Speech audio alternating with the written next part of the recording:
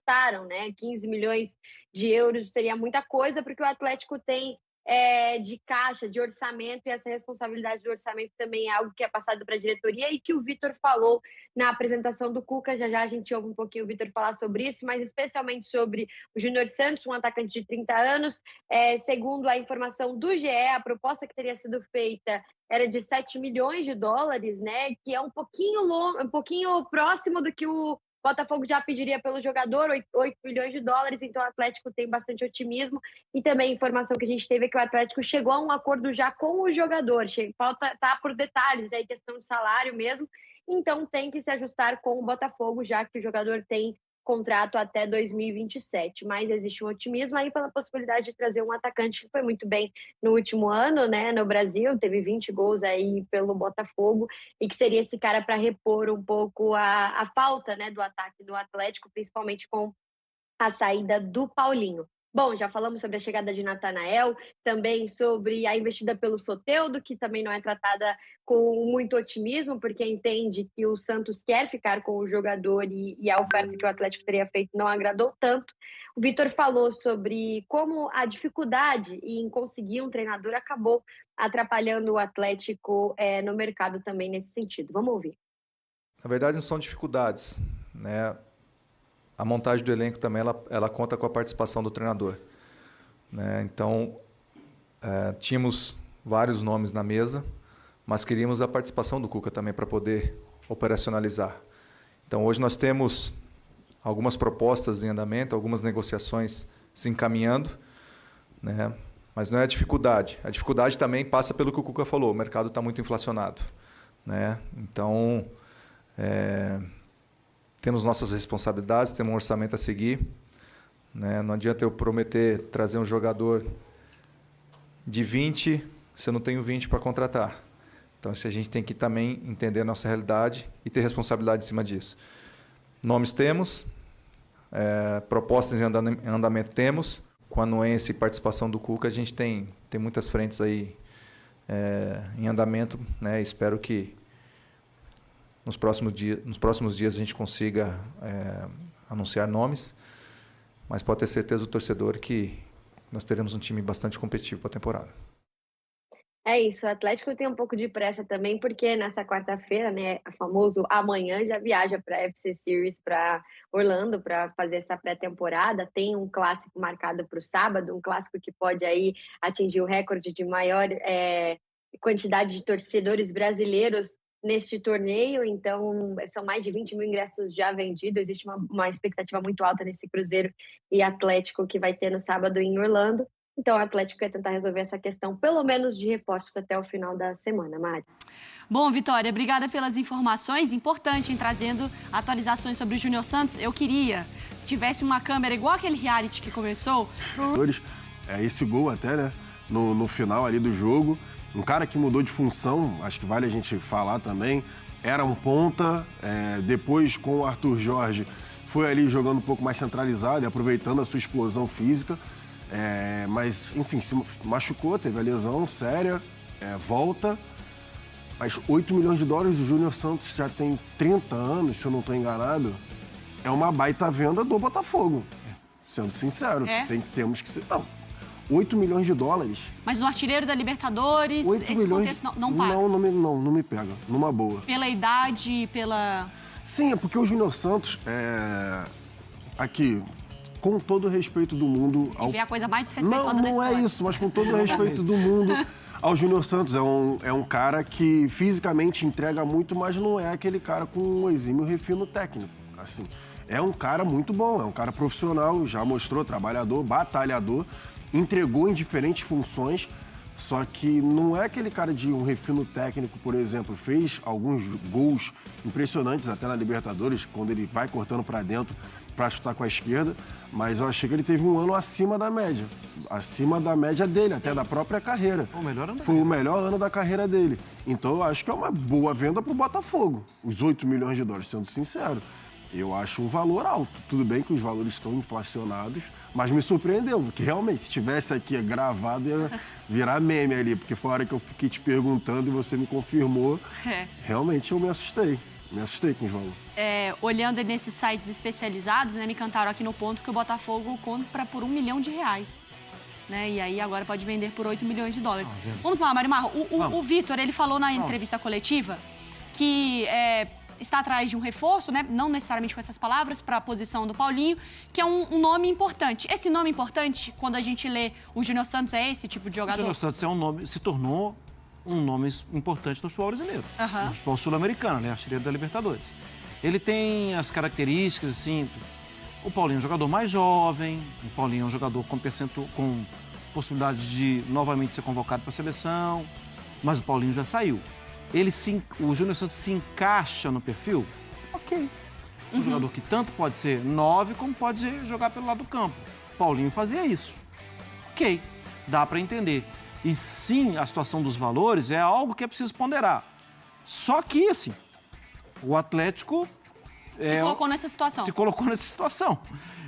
Perdendo jogadores, com os jogadores que saíram, eu cheguei a ler hoje, o Atlético teve uma redução na folha de pagamento de 5 milhões no mês. Assim, isso é uma coisa... Não era... É muito incoerente. Um clube que fala que está precisando sanear despesas, que está não sei o quê, ele não poderia ter oferecido ao longo das últimas temporadas valores que a saída de 6, 7 jogadores dessem um total de 5 milhões. Então, ok, vai agora pegar um caminho, tal. Vai. Vamos pegar o caminho da coerência e financeiramente seremos... Vai pagar 8 milhões de um jogador de 30 anos. Eu não consigo entender. Dólares. De dólares. Eu não consigo entender. Mas, já falei uma vez, vou falar de novo. O Atlético foi comprado. Eu não me preocupo mais com a dívida do Atlético. Porque agora tem um grupo de gestores que está se preocupando com a dívida do Atlético. Se eles acham, eu acho que o Atlético precisa de reforço. Pronto. Então agora a minha função vai ser essa. O reforço é bom? É bom. Pronto. Já que alguém está pagando as contas. Ou deveria. Ou deveria. Ou deveria. O Arthur foram 12 milhões de euros. Não, eles estavam pedindo Eles queriam 15. E é um jogador mais jovem. É um jogador mais jovem. O Atlético recuou do Arthur. Isso, aí vai para metade pelo Júnior Santos, só que com 6, 7 anos mais velho. Veremos, então. A Vitória Leite trouxe mais detalhes lá no espn.com.br. Tem... O Mineiro precisa de um trabalho mais a médio e longo prazo. Está num momento de dificuldade financeira, vendo os jogadores saindo. É um dos times que você olha o mercado em relação ao que era a temporada passada para a próxima, preocupa. O que você mais precisa agora, ainda mais se você não tem uma garantia de vai ter alto investimento, é de um trabalho mais estável. E aí, por mais que tenha situações em que é justificável a saída dele, o histórico de saídas e de trabalhos instáveis também se faz presente. Não só na questão do Atlético de 21. Ali é um exemplo, tudo bem, concordo, mas acho que o trabalho mais recente do Atlético Paranaense também é um exemplo que acaba mostrando que os trabalhos não têm longevidade. Eugênio, o que você achou da fala do Cuca e o que esperar da quarta passagem do Cuca no Galo? Eu acho que o que esperar, estou tentando imaginar o que a diretoria do Atlético espera e eu entendo. Concordo com os companheiros aqui, não dá para ficar projetando um trabalho a médio e longo prazo, mas não é a realidade do futebol brasileiro. Não estou colocando nem o Atlético só nisso, não. Futebol brasileiro. São pouquíssimos os técnicos que permanecem muito tempo no cargo. A gente vai, hoje, olhar para Fortaleza e Palmeiras. Os demais clubes estão trocando de técnico o tempo inteiro e eu acho que o Atlético está nessa também. E ele olha para trás e lembra, poxa, o Cuca foi o campeão da Libertadores em 2013. O Cuca foi campeão brasileiro e da Copa do Brasil em 2021. A gente quer resgatar um técnico que já passou por aqui e já foi campeão. É aquela coisa assim de entre aspas, a bola de segurança. Esse cara aqui deu resultado das outras vezes que passou pelo clube. Mas depois de 2021 voltou. Ele voltou e voltou mal. Voltou no meio de temporada e não conseguiu fazer nada. Mas você vai olhar para o lado positivo, né? Os dirigentes vão pensar, esse cara aqui é bom técnico, já arrumou o time 2 vezes, já conseguiu títulos. E embora a saída dele foi muito ruim em 2013, em meio àquele Mundial de Clubes, quando ele foi para a China. O Atlético jogando Mundial de Clubes e todo mundo já sabendo que ele ia embora. Essa é uma questão também, né? Que acho que, de certa forma, acho que não com a mesma força, mas se repetiu agora no Botafogo, né? Porque o Arthur Jorge vai lá para o Mundial e já estava encaminhada a saída dele. Tanto que ele já volta Perdeu o jogo, já se falava sobre isso abertamente. Então, acho que a maneira como o Cuca saiu lá em 2013 foi ruim, como saiu em 2021 foi ruim, a volta dele foi ruim, mas aquela memória afetiva dos dirigentes lembrou de grandes títulos que ele conquistou com o Atlético. E talvez seja um técnico que eles acreditem, seja indicado, não era a primeira opção, é importante falar sobre isso, o Atlético tentou outros nomes, mas para trabalhar com um elenco que está modificado, um elenco que não é mais o mesmo e que não vai ter a mesma força, não vai ter o mesmo peso do que o Atlético tinha no ano passado. Eu acho que isso está muito colocado, né? Porque também a situação econômica do clube não é boa, da SAF não é boa. Então ele vai ter que se virar para usar garotos da base, usar jogadores menos valorizados, como agora chega lá, acho que é um bom jogador, mas chega sem esse cartaz todo que é o Gabriel Menino, a gente viu ele treinando. Veio de contrapeso na transação do Paulinho, mas é um jogador que pode ser bem aproveitado. E ele vai ter que dar o jeito dele de remontar esse time do Atlético. Se vai dar certo, a gente nunca sabe sobre técnico nenhum, mas eu estou tentando entender a leitura e assim, a diretoria pensando, ali na frente, passou 2, 3 meses, o time não roda, manda ele embora e contrata outro. É como funciona na maior parte dos clubes do Brasil. Infelizmente. Atenção! Atenção, Eugênio Leal, Breler Pires, André Donk, atenção você que nos assiste. Atenção porque Juninho chegou. Atenção, torcedor do Flamengo. Juninho chegou. Atenção! Fala, galera do Galão, bora reagir a mais um vídeo aqui do Donos da Bola Minas, analisando o Clube Atlético Mineiro, que já tem jogo amistoso marcado aí para esse meio de semana, Campeonato Mineiro começando, a temporada 2025 já está começando, né, rapaziada? E o Atlético Mineiro, que aparentemente não vem com um time muito forte, aparentemente, porque pode bater em caixa, as coisas podem funcionar, e o Galo bater campeão, brigar por brasileiro, as coisas no futebol brasileiro são bem sinistras, né? Toda vez a imprensa crava um time A, um time B que vai ganhar tudo e acontece completamente ao contrário, né? Eu venho acompanhando isso desde 2018 e desde 2018 tudo que eles falam acontece ao contrário. Pode ser que o Galo ganhe alguma coisa. A gente precisa de reforços pontuais para esse início de temporada. Sim, exatamente. Boa tarde para você, para todo mundo, para quem está assistindo. Eu acho que foi muito esclarecedora, né? Tudo que a gente viu lá dentro do CT de Vespasiano. Eu acho que aí a gente tem que falar sobre a importância de você ter claridade, né, das decisões que você está tomando, porque muito das críticas, né, que a diretoria estava passando, que toda a SAF atleticana sofria durante esses últimos meses, foram dissipadas, né? O caso, por exemplo, do Zarate do Batalha, a gente estava ali com dificuldade para entender por que o Zarate saiu, né, de forma tão fácil, e depois a gente viu que não foi tão fácil assim, né? O Atlético tentou a renovação com o Zaratio, falou também da situação do Batalha, o Vitor, explicou muita coisa e com isso a gente pôde entender um pouco ali o lado do time, tudo que a gente criticava nesses últimos meses de mercado da bola.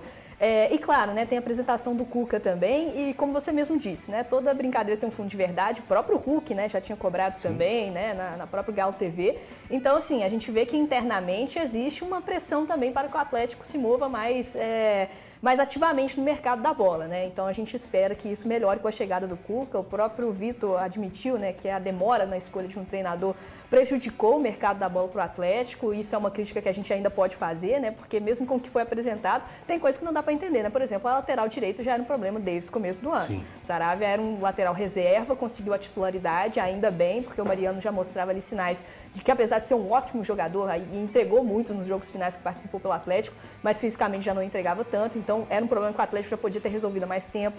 O ataque também, né, já sabia que Kardec e Vargas sairiam no fim de contrato. Sim. Então, assim, algumas coisas já poderiam ser muito trabalhadas há muito tempo, né, desde o começo de 2024.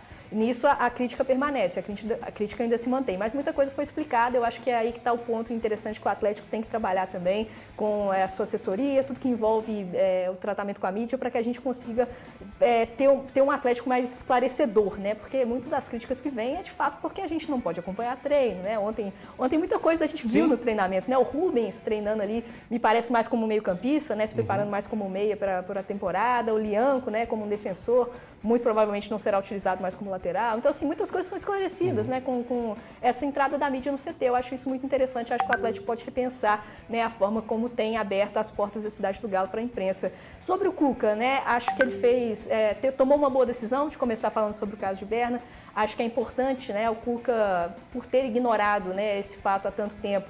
E aí a gente pode fazer uma crítica também à própria mídia, né, que durante anos, né, deixou esse caso um pouco embaixo dos tapetes. Agora ele vem à tona, e ainda bem que vem à tona, porque mostra que a sociedade evoluiu. Pior se a gente deixasse esquecido como se nada tivesse acontecido. Então acho que ele faz bem ao começar, faz um esclarecimento. Achei muito interessante que ele acompanhou o treino das meninas também, das Vingadoras, acho isso fundamental, acho que o Atlético precisa olhar com mais carinho para a categoria feminina, também para as categorias de base, né? Mas principalmente para a feminina, que está precisando de mais investimento, claro. Mas, enfim, acho que ele começa bem a sua apresentação citando esse caso e que a gente consiga acompanhar o Cuca fazendo mais ações, né? É claro que o ideal, né, era que todos os homens, toda a sociedade, né, tratasse o assunto dessa forma, que todo mundo tomasse essas atitudes, que todo mundo no futebol fosse como o Cuca estivesse lá acompanhando o treino feminino. A gente sabe que isso não acontece, né? Mas, enfim, eu acho que ele tomou uma boa decisão ao começar falando do assunto e falar o que ele tem feito também. Acho que é isso importante. Nada vai reverter, né, o que aconteceu, mas é bom que ele esteja tomando algumas atitudes para tentar, pelo menos, melhorar ali a situação das mulheres que estão à volta do Atlético, que estão à volta do mundo do futebol. Então, começou bem, muito esclarecedora também, então, muita coisa para a gente debater sobre o Cuca também. E muito obrigado pela fala necessária no nosso programa. Muito obrigado mesmo, claro. Brilhou, muito bem. Marcos, eu vejo o Atlético a passos lentos nesse início de temporada. E isso tem preocupado muito o torcedor do Atlético. E principalmente quando você pensa que o time vai viajar amanhã, dia 15, é isso, produção? Dia 15. Amanhã é a viagem do Atlético, quarta-feira. Para jogar uma partida que, queira ou não queira, ela é muito importante para o torcedor e, às vezes, para a temporada. Esse planejamento pode ser ainda mais um complicador para o Atlético ao longo da temporada, como que você está vendo a chegada de um clássico para Atlético e para Cruzeiro, mas principalmente pelo fato do Atlético estar mais atrasado que o Cruzeiro. Boa tarde, Eltinho, boa tarde aos colegas aqui no estúdio e para você também que nos acompanha. Internamente, eu acredito que não vai refletir lá dentro do Atlético, independentemente do resultado que aconteça nos Estados Unidos. Mas que está atrasado, está atrasado. Os principais reforços estão chegando. Daqui a pouco a gente até fala, né? Sim, do próximo reforço do Atlético. Mas me chama a atenção esse atraso do Atlético no começo da temporada, até pela fala do Vitor e do Cuca na coletiva de ontem. Eles assustados com os valores do mercado. Mas eu fiz um contraponto até interessante, porque para o Atlético contratar é difícil. Mas ele tem vendido seus jogadores por um valor até mais abaixo. Claro que eles explicaram a situação do Zarate, do Batalha. São jogadores que não queriam permanecer. Mas por que eles não queriam permanecer? Essa é a grande questão que eu fico. É fácil assim? O cara não quer ficar, então facilita a saída dele. E por que ele não quer ficar? Por que ele não está sendo convencido a ficar no projeto do Atlético? O Vitor já foi um atleta, inclusive um dos principais do Atlético, uma história riquíssima. Em algum momento eu tenho certeza que o Vitor ficou descontente com algum atleta, com algum companheiro, com alguma situação dentro do Atlético. Mas quando ele era atleta, ele tinha um presidente. Você gostando ou não desse presidente, é um cara que entende muito de bola, de gestão de grupo. Tinha um Eduardo Maluf. Eu acho que falta muito isso ao Atlético. Muito se critica os investimentos, a falta de tato das pessoas que hoje gerem o Atlético na questão comercial. Mas o trato com o ser humano, acho que falta muito também, viu, Você fala de jogador birrento? Você fala que o Atlético acatou uma birra? Seria isso? Sim, o Batalha, muitos estão dizendo, atribuindo ao Batalha insatisfeito com as finais da Copa do Brasil, com a Copa Libertadores, insatisfação com algumas pessoas do elenco. Pediu para sair, o Atlético facilitou a venda do Batalha, foi uma venda baixa. Dizem que existiu uma discussão, né, do Batalha com outros jogadores nas duas decisões. Exato. Então me chama muita atenção por que o Atlético tem dificuldade em contratar valores elevados, mas facilita as vendas desses jogadores se apegando ao fato que eles não querem continuar no projeto. E por que não querem? Essa é a grande dúvida que eu fico também. Isso aí é uma coisa a se levantar. Mike, eu queria te ouvir sobre esses assuntos que rondam o Atlético, né? E o quanto também o Atlético demorou a fazer seus movimentos. E um outro ponto que eu queria que você destacasse, a Clara chamou a atenção, para a importância do falar, do colocar na mesa, das pessoas terem entendimento do que está acontecendo. O Atlético foi, achincalhado ou criticado pela torcida desde o primeiro momento quando surgiu a possibilidade do Zarate deixar o Atlético. Ontem, com a fala do Vitor, que foi esclarecedora, ele fazendo uma linha cronológica, o torcedor pegou e falou assim, o Zarate estava errado. Pronto. Deixou o Atlético deixou ser batido o tempo todo nos últimos 10 dias, para depois pegar e dar uma explicação que toda a torcida pegou e falou assim, Zarate, você que pisou na bola, hein? Gosto de você, mas você pisou na bola. Ficou mais ou menos isso. Eu acho que é a importância do comunicar, do deixar aberto as coisas. Exato. Quando a Clarinha estava falando, eu concordei plenamente com ela, porque o que a gente viu nessa coletiva foi um show do departamento de futebol, né? Vitor, Cuca, em relação ao que a diretoria vem fazendo, né? Essa questão das promessas não cumpridas. Porque o que mais o atleticano ele reclama e cobra é que foram promessas, foram vendas de ilusões que, quando passou o tempo, a gente não viu nada se cumprir, né? Inclusive coisas mais recentes agora. A gente nem precisa de falar só de 4 Hulks e de coisas desse tipo, mas movimentos recentes que, como o da dívida, por exemplo, né? Que a dívida era para estar equacionada por agora e ela cresceu. Então, eu acho que o departamento de futebol deu uma aula para a diretoria do Atlético e que eles podem pegar realmente e aprender um pouco a ser claro pro torcedor, a aparecer e falar, é assim, assim, assado, a gente está tentando, não aconteceu por isso, porque isso você traz o torcedor pro seu lado e eu acho que começar uma temporada que vai ser complicada, vai ser longa, que o Atlético, como você disse muito bem também, atrasou o seu planejamento a contratar um treinador e, consequentemente, você atrasa a contratar jogador e aí você sai atrás no mercado, sobram menos opções. Vai ser uma temporada complicada. O torcedor estando do lado, ainda mais o torcedor do Atlético, que tem essa conexão muito forte com o clube, que quando joga junto dá coisa boa, tem que trazer ele. Se afastar, tudo degringola, né? Então eu acho que é uma dica boa aí para a diretoria do Atlético para abraçar esse discurso de sinceridade que o departamento de futebol abraçou, porque aí traz a torcida para perto e facilita muito as coisas no clube. Ô Valu, quanto que pode ser prejudicial ao Atlético essa demora toda que ele teve para acelerar algumas contratações? A gente tem um exemplo, que o Natanael já está na cidade, o Atlético fala de atacantes, então agora começou a pipocar, aparecer nomes reais que o Atlético possa vir contratar, mas já tem especificamente certo a questão do Natanael, que deve ser em poucas horas, aí o Atlético deve anunciá-lo de forma oficial. Mas quanto que isso pode ser prejudicial e também você vê um Atlético para esses amistosos, que o Cuca realmente ele está preocupado com o time que ele vai montar para esses jogos lá nos Estados Unidos, que pode parecer algo tolo, né, amistosos, mas que acaba quando você tem o peso de um Atlético e Cruzeiro, a história fica um pouco diferente. Boa tarde para você, para os amigos telespectadores. Esse jogo ele vai contar para as estatísticas, tanto de Atlético quanto de Cruzeiro, tanto de Cruzeiro quanto do Atlético, como um clássico jogado. Daí vai estar na história. Claro que são duas equipes no começo de preparação. Eu não acho que o que acontecer no clássico vai determinar o ano de 2025 de ambos, mas vou me ater a falar do Atlético agora, que é o assunto. Elton, é difícil essa resposta, a gente só vai ver ou não ao longo da temporada. Mas a gente tem que colocar aqui na balança que foram praticamente 3 semanas perdidas até o anúncio do Cuca, mais 2 semanas de janeiro, já que hoje é dia 14. Teve a apresentação, os jogadores estão fazendo ainda aquela parte, a pré-temporada começou recentemente. Então, assim... Foi quinta, né, gente? Então, Elton, a gente está falando de 5 semanas. Num futebol brasileiro que vai ter o calendário mais apertado ainda nesse ano de 2025, isso pode fazer a diferença.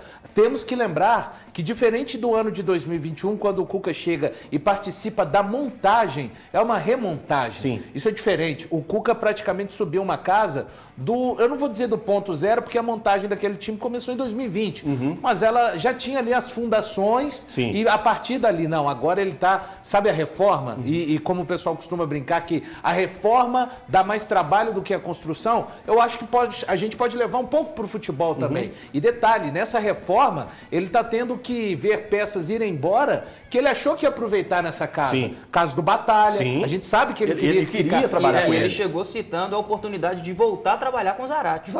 Então, a gente está falando de 2 peças dessa casa atleticana que o Cuca queria queria contar, em que pese a situação que a gente viu o Zaratio, acho que de fato ficou muito mais para o jogador, mas um asteriscozinho aí também para a direção de futebol do Atlético. Aprender com uma situação dessa para que não se deixe esticar. Repito, acho que a maior responsabilidade foi do jogador, mas uma próxima vez quando o Vitor tiver a oportunidade, a gente fez o contato, desmarcou o empresário do atleta, colocamos a proposta na mão do jogador, nunca tivemos retorno. Opa, peraí, a terceira, o Zaratio, é o seguinte, hoje, de repente, e aí eu tô dando um exemplo, né, Elton?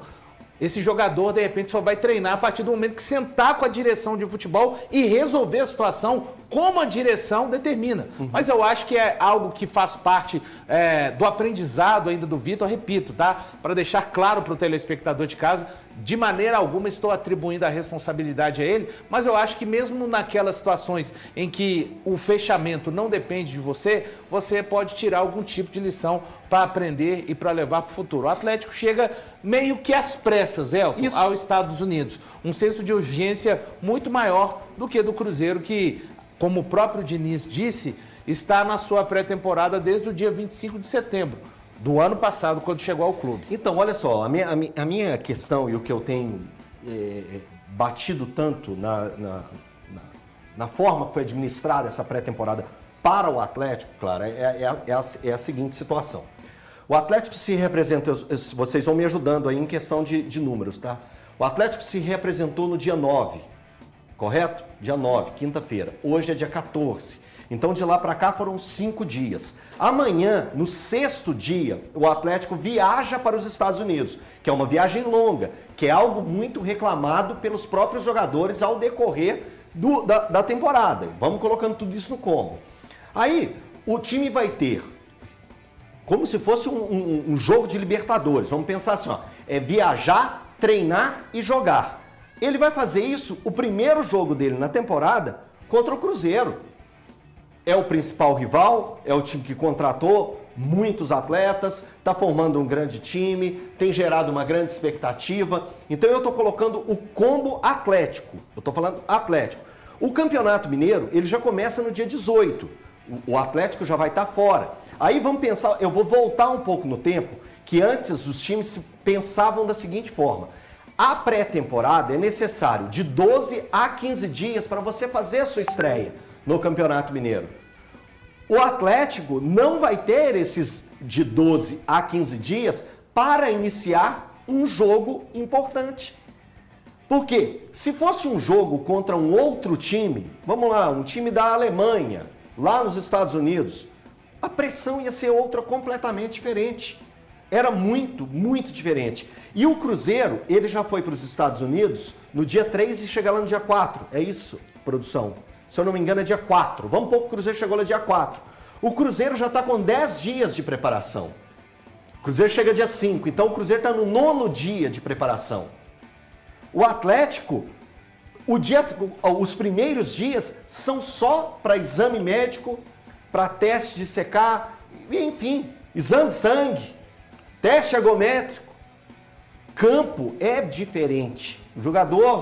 É isso aí, rapaziada. A temporada já começou, né, galera? Campeonatos estaduais já começaram aí pelo Brasil afora. O Mineiro ainda não se iniciou, né? Vamos dar uma olhadinha aqui, o que a gente tem de data aí para o Campeonato Mineiro. Vamos dar uma olhada aqui no Atlético. Calendário. De cara, meu irmão. De cara, dia 18, Atlético Mineiro e Cruzeiro. Amistoso. Rapaz. Vai sair faísca nesse jogo aqui, né, rapaziada? Aí, dia 19, vai ser o time reserva, né? Contra o Aimoré. Dia 22 também o reserva. Dia 25, jogo contra o Orlando City.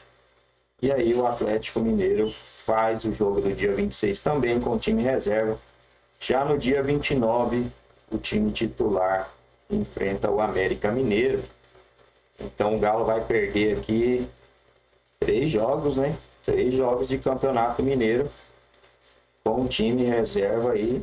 Vai ter que voltar com tudo para tentar se classificar, né, galera? Porque o torcedor aí atleticano sabe que a situação do Atlético não é lá das melhores. São 4 grupos, né? 4 grupos. Se classifica o primeiro de cada grupo. Na verdade, não são 4 grupos, né?